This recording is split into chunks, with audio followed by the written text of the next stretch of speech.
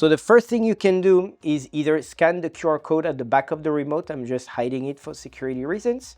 And that takes you directly to the MyQ app, because now you can program the remote directly with the MyQ app, or I can show you the regular way to program, which is the older way if you want, of the remote. And here to show you the compatibility between those new Security Plus 3.0 and the yellow button, which is the Security Plus 2.0.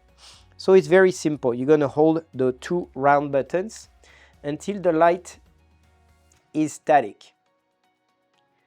Once the light is static, you're going to press on the Learn button, and then you're going to press on the button that you want twice.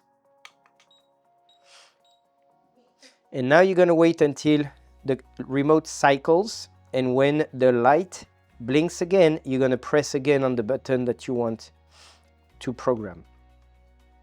And that's it. Now the remote is programmed, and you now have the brand new Security Plus 2.0 system, in this case the LA500 control board.